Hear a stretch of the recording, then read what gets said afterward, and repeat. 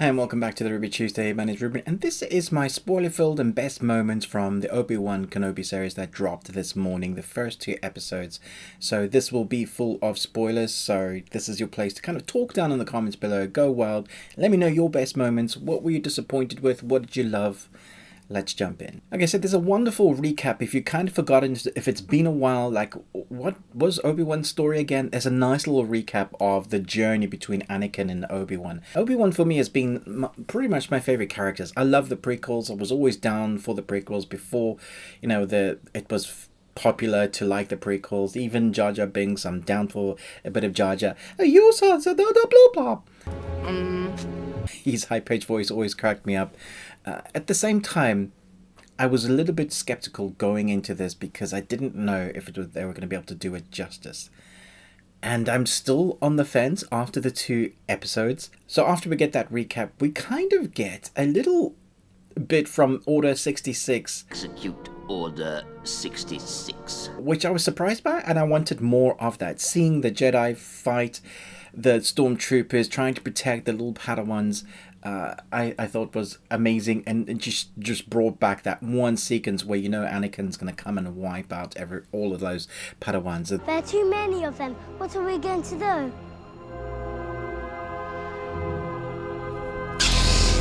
Kind of the turning to the dark side properly. Seeing that moment and a little bit of action with the use of the lightsabers is definitely what I've been missing from the Star Wars series that we've had, the new ones of late. Love The Mandalorian, but I love that episode where we get to see some lightsaber action and force use of powers, and that's kind of what I wanted to see in this series, and I wondered how long it was going to take them to get it, because we kind of know that Obi-Wan is a broken man. We get to see him.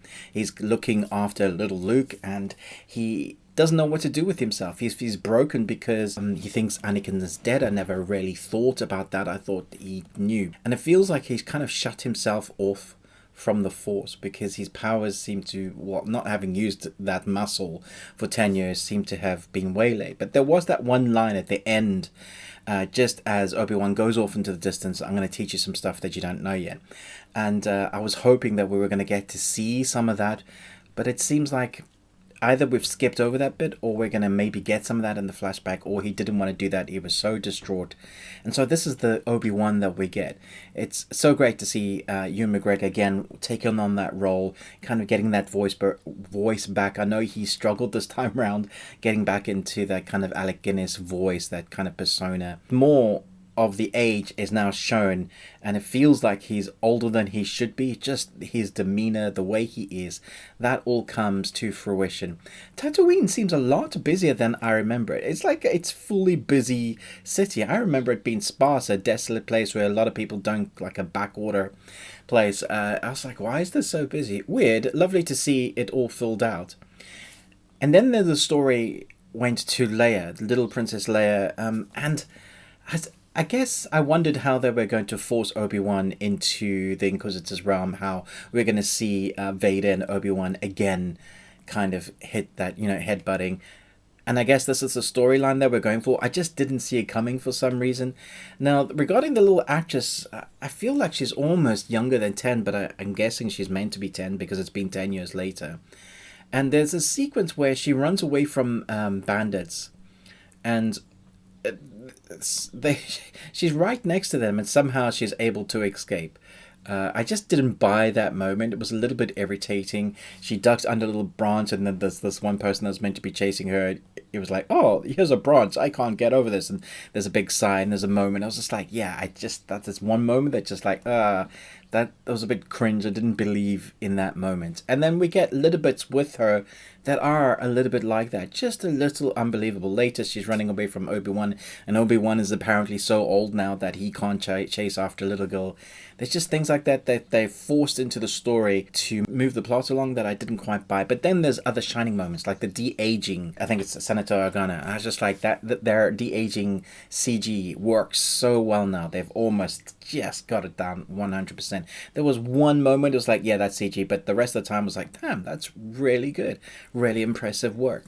Of course, everybody is going to be talking about the Inquisitors, the Grand Inquisitor, the one that's obsessed with Obi-Wan. I think we got shown that little clip at the beginning of what do we do now? We run away. We run.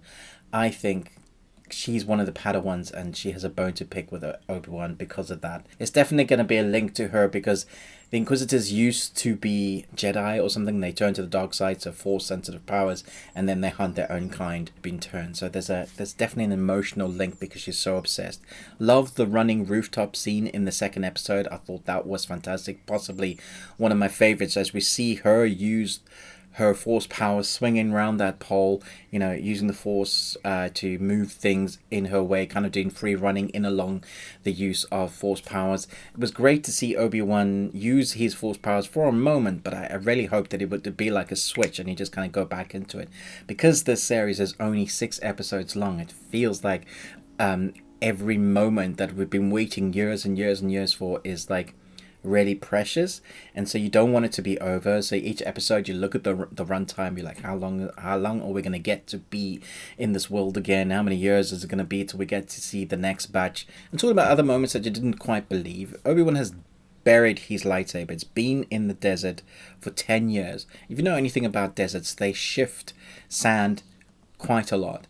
And it would have been in a different location. It probably would have been a lot deeper.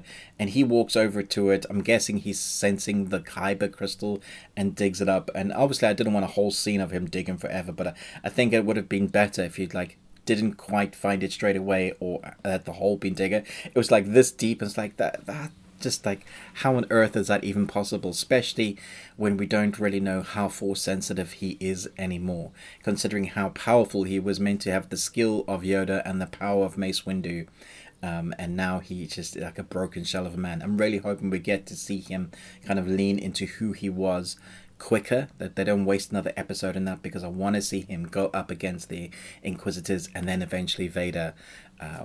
It'll be interesting to see how they rebuild his character from there, or if they even do, if it's going to be just him trying to protect Leia the whole time. I expected to see more stuff going on in Tatooine, but how much can you actually do in a desert place? But there had to be a story that was off planet, so it was always going to go this way. For Joel Edgerton, I thought he was great as Uncle.